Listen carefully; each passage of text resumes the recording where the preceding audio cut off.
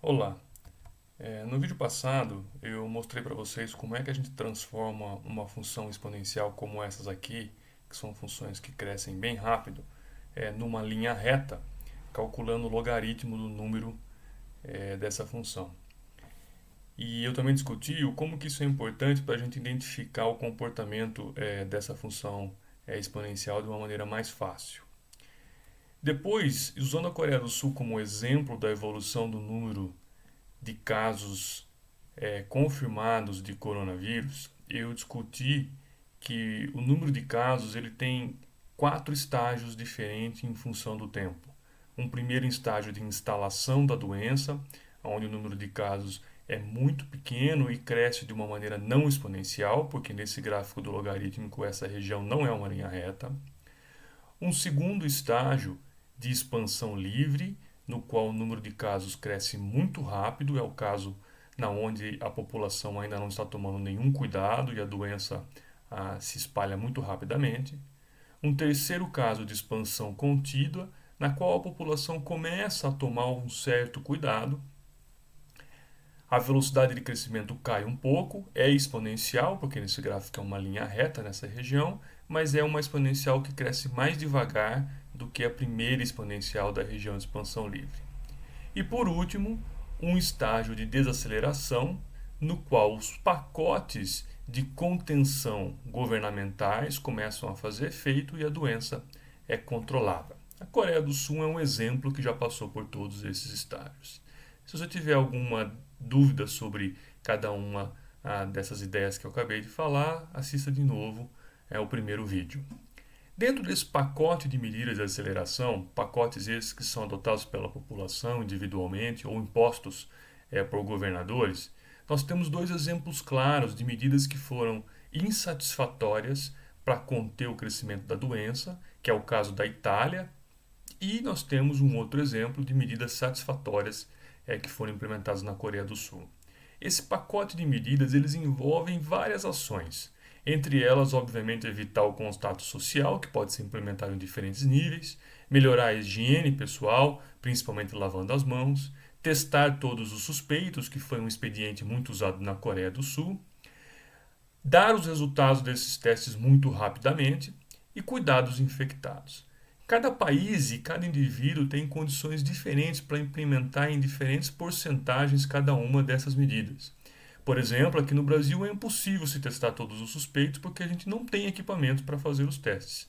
Então, de acordo com as circunstâncias e com as condições de cada país e cada pessoa, nós temos que procurar implementar essas diferentes medidas de contenção de maneira a desacelerar mais rápido o crescimento do número de eventos.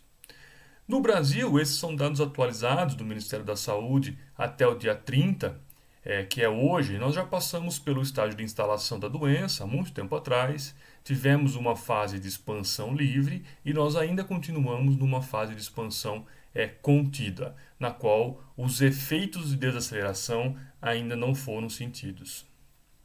Nós temos a Itália e a Coreia como dois modelos, e o objetivo desse estudo é então entender como a desaceleração aconteceu na Itália, que é um exemplo negativo, como a desaceleração aconteceu na Coreia, e a partir do estudo desses dois casos, conseguir prever ou pelo menos impor limites de como a desaceleração será feita no Brasil. É uma maneira de se escolher quais são as opções de desaceleração, qual é a combinação das medidas de desaceleração que nós queremos adotar individualmente e como nação. O que a gente não pode ignorar é que a gente sabe quais são os modelos que a gente pode escolher. Uma vez que você estuda a parte de expansão livre no Brasil, você sabe como é o crescimento rápido aqui quando não se toma nenhum cuidado para evitar a aceleração. Nós também sabemos qual que é o regime de expansão contida, quando a gente toma um cuidado limitado. E nós temos também a Itália e a Coreia como padrões, como escolhas de desaceleração que a gente quer seguir, uma com sucesso e a outra sem sucesso. Conhecendo essas peças do quebra-cabeça, nós podemos montar, é uma escolha nossa, montar a nossa evolução. Então aqui eu dou um exemplo onde eu montei dois possíveis casos de evolução do número ou do logaritmo do número de eventos em função do tempo. Nós temos aqui o Brasil com expansão livre, que já aconteceu, o Brasil com expansão contida, que já aconteceu, e agora nós temos que escolher se nós vamos optar por uma desaceleração tipo Coreia ou se nós vamos optar por uma desaceleração tipo Itália.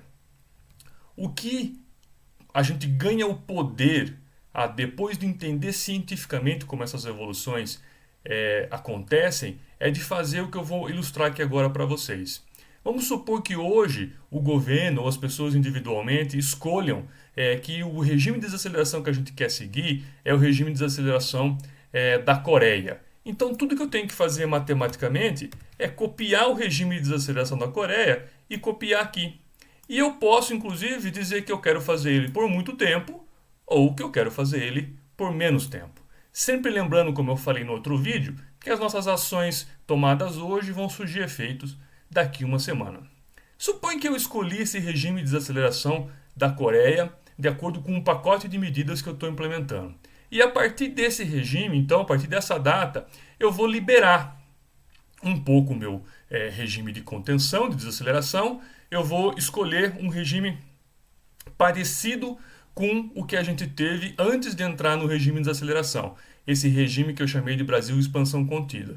Então o que eu tenho que fazer é vir aqui, copiar esse regime para cá. E agora eu posso escolher quantos dias eu vou querer seguir esse regime. A descrição matemática de cada um desses regimes me dá a previsibilidade do que vai acontecer. Tudo que eu posso dizer baseado no que já aconteceu nos outros países e no próprio Brasil estão aqui expressados dessa maneira. É claro que a gente precisa fazer isso com um certo cuidado matemático e é isso que nos leva a esse gráfico onde eu tomei todos os cuidados necessários. Os pontos verdes mostram a evolução do número de casos no Brasil até o dia de hoje, que é o dia 30. Eu coloquei mais informação nesse gráfico do que no último vídeo.